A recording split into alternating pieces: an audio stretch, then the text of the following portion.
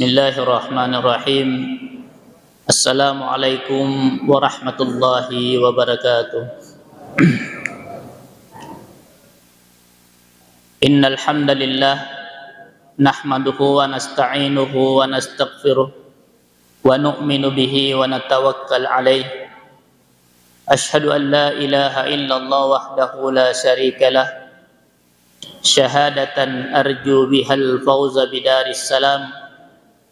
Wa ashhadu anna Muhammadan abduhu wa rasuluhu la nabiyya ba'dah.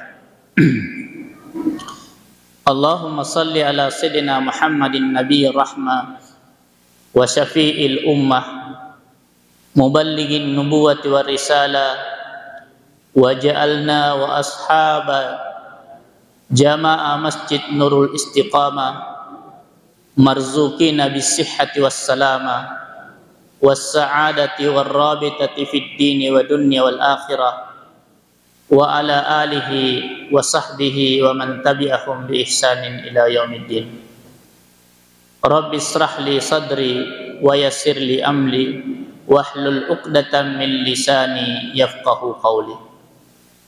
Subhanaka la ilma lana illa ma 'allamtana innaka antal alimul hakim. Hadirin jemaah salat subuh yang Allah muliakan, lagi dan lagi kita banyak memuji Allah Subhanahu wa taala. Dialah Allah Subhanahu wa taala Khaliq yang Maha mencipta. Selain daripada Allah adalah makhluk. Sehebat apapun manusia, sehebat apapun jin, sekalipun berkumpul seluruh jin dan manusia untuk menciptakan satu biji pasir sekalipun, niscaya mereka semua tidak akan mampu.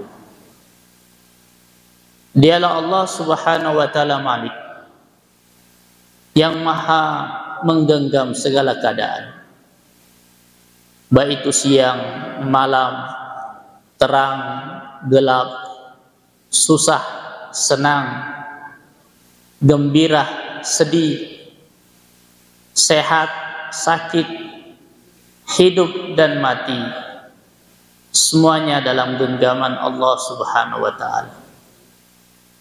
Dialah Allah Subhanahu wa taala Razik yang Maha memberi rezeki. Selain daripada Allah adalah Marzuk, diberi rezeki. Wa ma min dabatin illa 'alallahi rizquha. Binatang melata sekalipun kecuali rezekinya dalam pengaturan Allah Subhanahu wa taala. Begitu juga kita banyak bersalawat kepada baginda Rasulullah sallallahu alaihi wasallam. Siapa yang bersalawat kepada Rasulullah sallallahu alaihi wasallam satu kali, sallallahu bihi alaihi asyra. Allah Subhanahu wa taala bersalawat kepadanya 10 kali.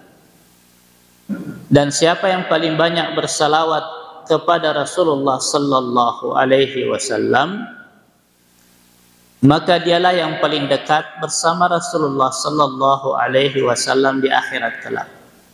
Semoga kita semuanya yang hadir di masjid ini, Allah dekatkan kita bersama Rasulullah sallallahu alaihi wasallam di akhirat. Amin ya rabbal alamin. Hadirin jemaah subuh yang Allah muliakan, pada kesempatan yang singkat ini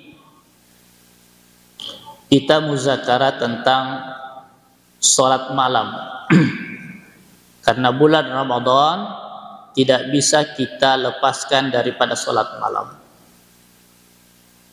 Sholat, sebaik-baik sholat setelah sholat fardu adalah sholat malam. Sebaik-baik puasa setelah puasa Ramadan adalah puasa Daud. Maka kita membahas muzakarah tentang sholatul lail. Apa itu sholat lail? Apa janji Allah? Apa janji Rasulullah sallallahu alaihi wasallam tentang orang yang istiqomah sholat lail? Allah Subhanahu wa taala menyukai 3 hal. Yang pertama, barisan sholat berjamaah. Yang kedua, orang yang bangun sholat tahajud. Dan yang ketiga, orang yang berjuang di jalan Allah. Orang yang istiqomah sholat malam itu, Allah subhanahu wa ta'ala murahkan rezekinya. 2 rakaat sholat malam lebih baik daripada dunia dengan segala isinya. Orang yang istiqomah sholat malam akan dibukakan hatinya sehingga dia mampu meraba akhiratnya.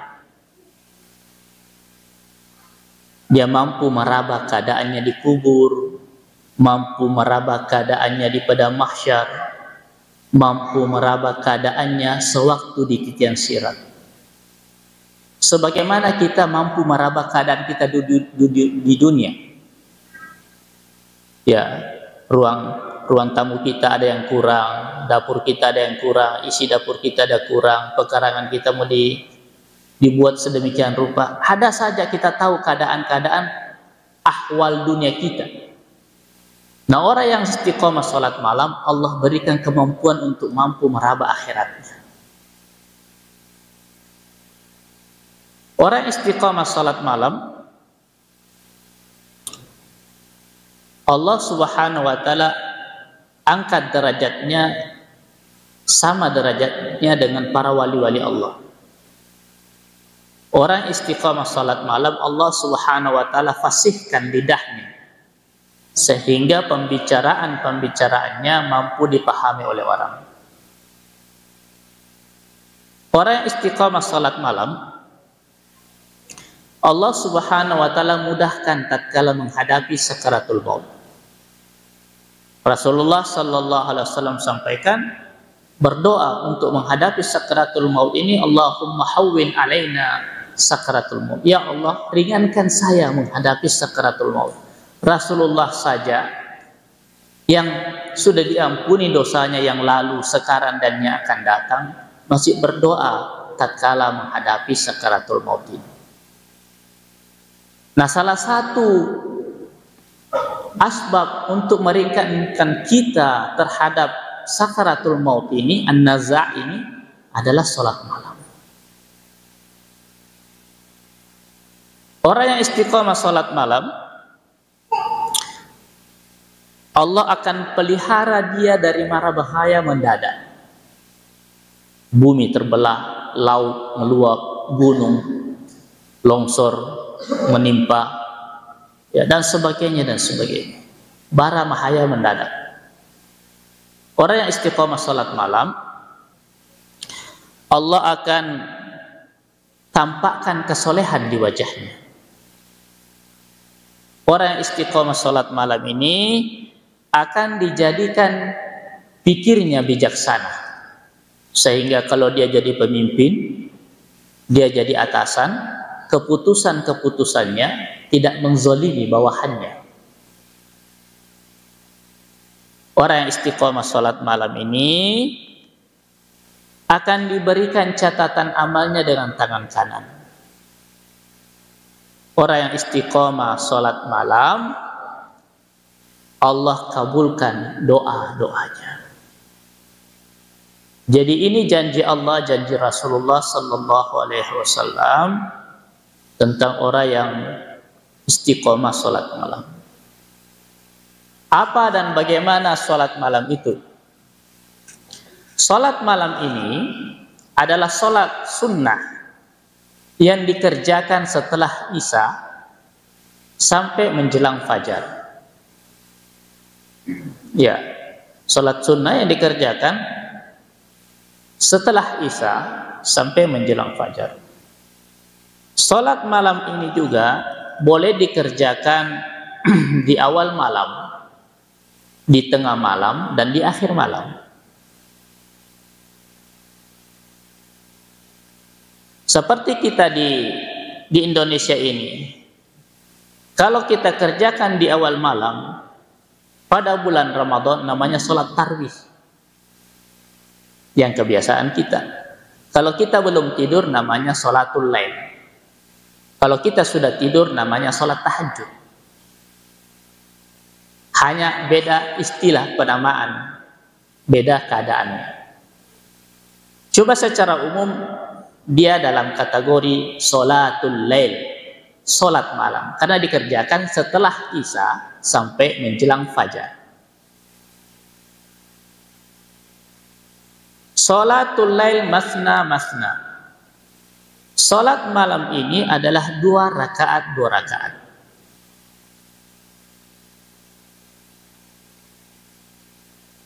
Kalau kita di Indonesia ada yang 8 rakaat tambah witir, di tempat lain ada yang 20 rakaat tambah witir, di tempat beberapa belahan negara lain ada yang 40 rakaat tambah witir, ada yang 60 rakaat.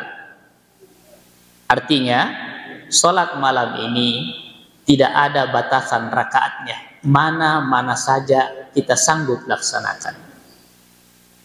Ya.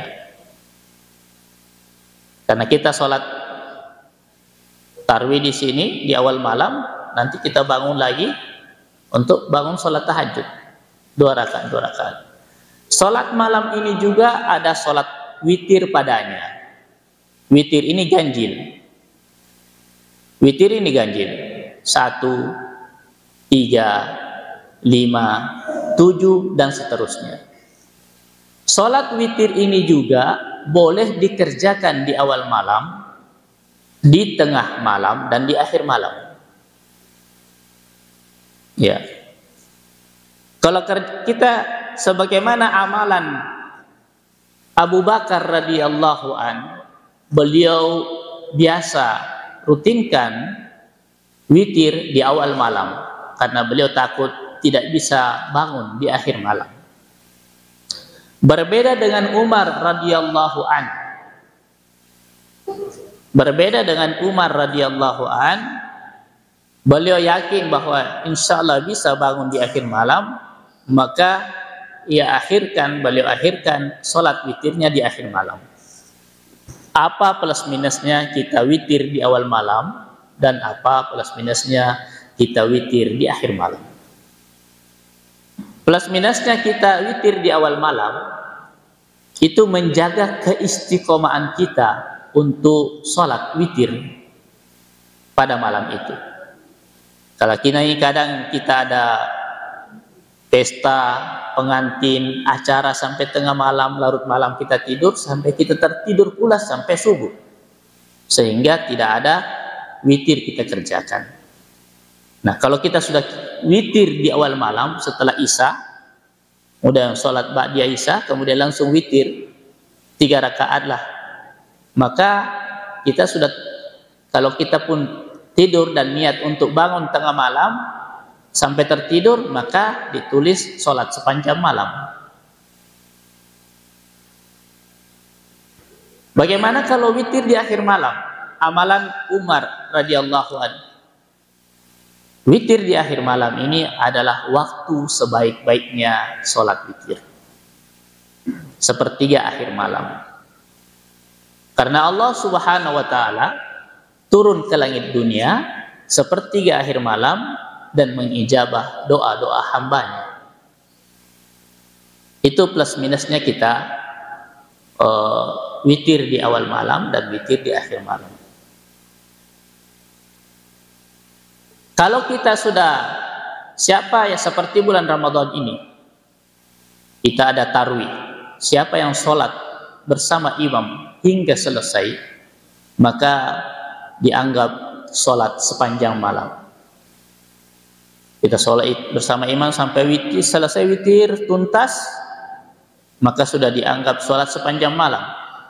Adapun nanti kita bangun jam 3, ya kita tinggal cukup sholat 2 rakaat, kemudian kita doa. Tidak usah lagi tutup dengan witir, karena tidak ada 2 witir dalam 1 malam.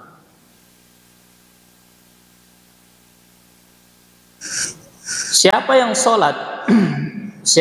sholat malam dengan 10 ayat, maka dianggap bukan termasuk orang yang lalai. 10 ayat saja, Pak. 10 ayat ini Al-Fatihah sudah 7. Wal asri 3, 10. Masa tidak bisa sholat pada malam itu? Artinya diberikan suatu hal yang paling ringan. Jangan sampai kita tidak ada sholat di malam hari itu walaupun hanya 1 rakaat dan 10 ayat.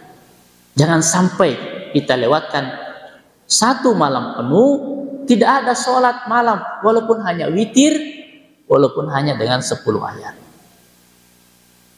Artinya sudah lalai betul itu orang yang melewati malamnya tidak ada sholat walaupun hanya 1 rakaat dan tidak ada 10 ayat padanya.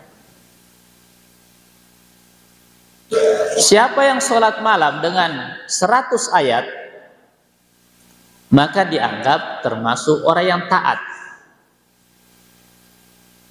100 ayat ini surah Yasin habis, rakaat kedua tabarakalladzi habis. Yasin kan 83. Ya mungkin bapak-bapak ibu sekalian sudah hampir lancar semuanya Yasinnya. Ya, Rasulullah sallallahu alaihi wasallam sampaikan, saya mau ya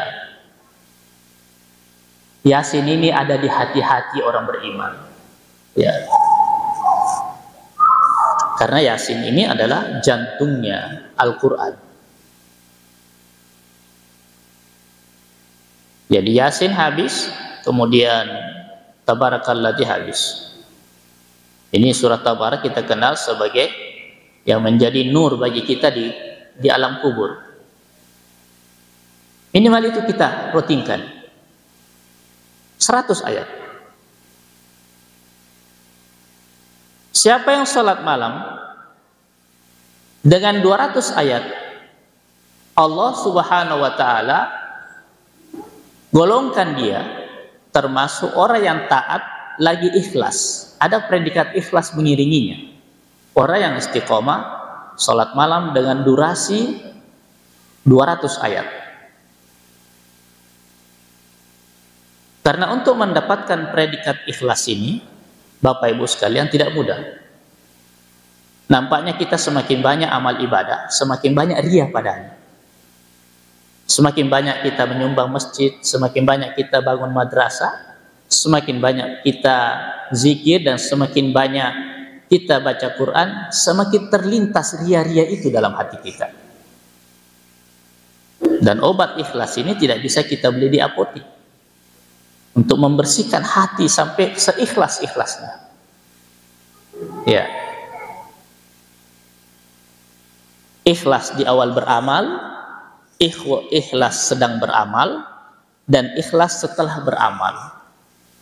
Dan yang paling banyak merusak kita ini, setan akan merusak kita punya amalan, keikhlasan di akhir amal. Sewaktu kita bangun masjid, sewaktu kita bangun madrasah, panti asuhan, kita rancang, kita pikir, kita cari dana, ikhlas mengerjakannya. Kita bangun, kita bina, ya.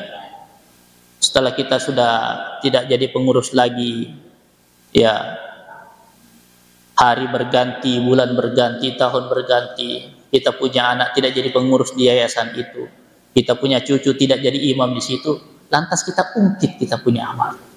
Kalau bukan saya tidak jadi itu masjid. Kalau bukan saya tidak jadi itu madrasah. Padahal sudah berlalu tahun, berlalu hari. Ini kebanyakan ikhlas tergores setelah berlalu amal ini. Sewaktu kita umroh, manasik kita ikhlas. Tatkala tawaf kita ikhlas. Haji kita ikhlas.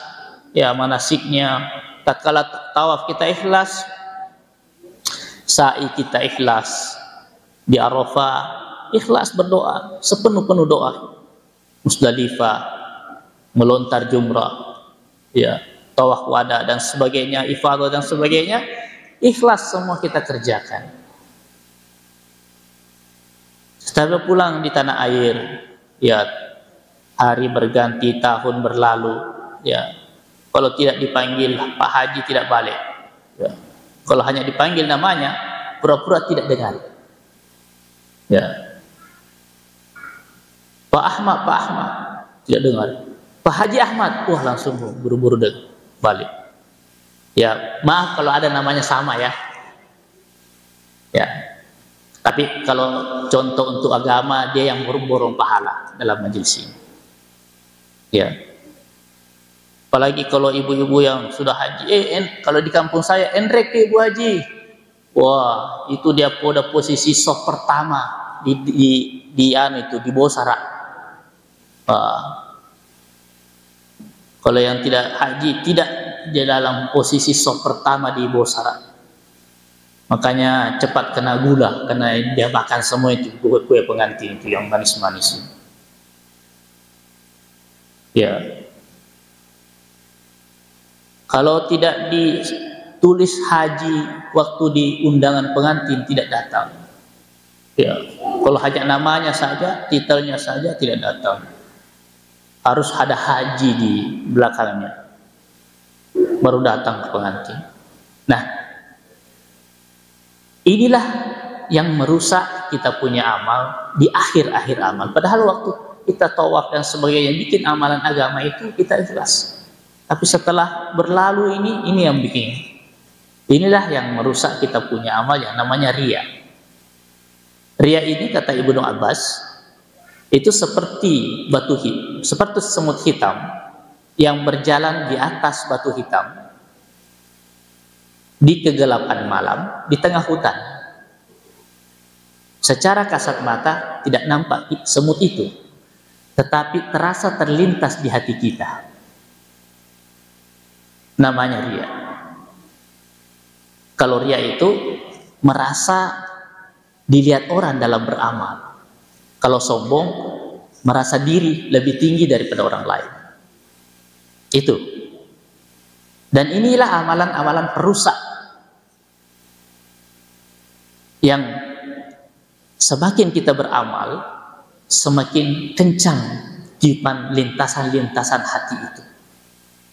Nah, supaya kita dicap oleh Allah Subhanahu wa taala sebagai orang yang taat lagi ikhlas, maka kita mau angkat derajat, mau angkat amalan sholat malam kita pada durasi 200 ayat. Karena di situ ada catatan, siapa yang sholat malam dengan 200 ayat, maka Allah golongkan termasuk orang yang taat lagi ikhlas. Supaya cap ikhlas itu menempel pada kita. Predikat ikhlas itu Allah berikan pada kita. Ya. 200 ayat ini, rakaat pertama itu Yasin. Ya. Rakaat kedua itu surah Ad-Dukhan, sebagai ini amalan Ali radhiyallahu anhu. Durasinya Ali itu minimal 200 ayat. Kemudian rakaat ketiga itu Alif Lam Mim Sajadah, dan rakaat yang keempat Tabarakalladzi. Itu 200 ayat kurang lebih. Ya. Allah Subhanahu wa taala cap kita termasuk orang yang taat lagi ikhlas. Siapa yang sholat malam dengan 1000 ayat, maka Allah berikan banyak kintar, 1 kintar seluas langit dan bumi. Kalau Allah katakan banyak, pasti banyak sekali. Ya. Dalam catatan jurnal kesehatan, ada zat yang zat itu aktif. Ya, ada orang kesehatan di sini, ada Dr. Zainal, mungkin bisa dicarikan. Itu kalau kita sholat malam, zat hormon kelaki-lakian itu aktif kalau tengah malam. Mungkin itu berkaitan dengan sel darah putih, dan hormon bagi perempuan itu bagus. Jadi kalau kita sholat malam, ada zat hormon kelaki-lakian itu aktif kalau tengah malam dalam keadaan kita berjaga, baik itu laki bagi perempuan. Makanya orang yang sholat malam itu, libidonya tinggi. Libidonya tinggi. Sebaik-baik sholat setelah sholat fardu adalah sholat malam. sebaik sholat, sebaik puasa setelah puasa Ramadan adalah puasa Daud. Puasa Daud, amalannya hanya puasa sehari, libur sehari, selang-seling saja. Berapa istrinya Daud? 100. Terkenal dengan puasa Daud. Ya, itu amalan umat dahulu. Puasa ini kan amalan orang dahulu. Amalan akhir umat sekarang adalah sholat malam. Ya, pensyariatan sholat. Maka dua amalan yang dirangkum bagi umat akhir zaman ini, amalan orang dahulu, kemudian amalan Allah berikan amalan akhir zaman. Bagaimana tidak kekuatan batinnya tinggi? Maka seperti sahabat ini sendirian mampu mengalahkan 10 orang kafir, mampu mengalahkan sampai 100, memiliki kelaki-lakian dan kekuatan batin yang luar biasa. Makanya di sini ada masih banyak bujangan ini. Yang bujangan ini kalau mau menikah, ini ada resepnya. Sebelum menikah, 3 bulan sebelumnya, ini puasa saja. Kalau tidak bisa puasa Daud, Senin Kamis. Kemudian bangun sholat dengan durasi ayat 100 ayat saja. Yasin habis. Tabarakalladzi, ini rata-rata hafalannya mudah. Ya. Selama 3 bulan. Kemudian menikah, insya Allah kalau malam pertama tidak usah pakai Viagra, kuku bima, atau kadal Mesir. Cukup dengan tenaga batin yang ada pada kita. Ya. Perhatikan Bapak Ibu sekalian, itu ustadz-ustadz yang lebih kerempeng dari saya, itu kalau naik motor penumpangnya banyak. Motornya butut lagi.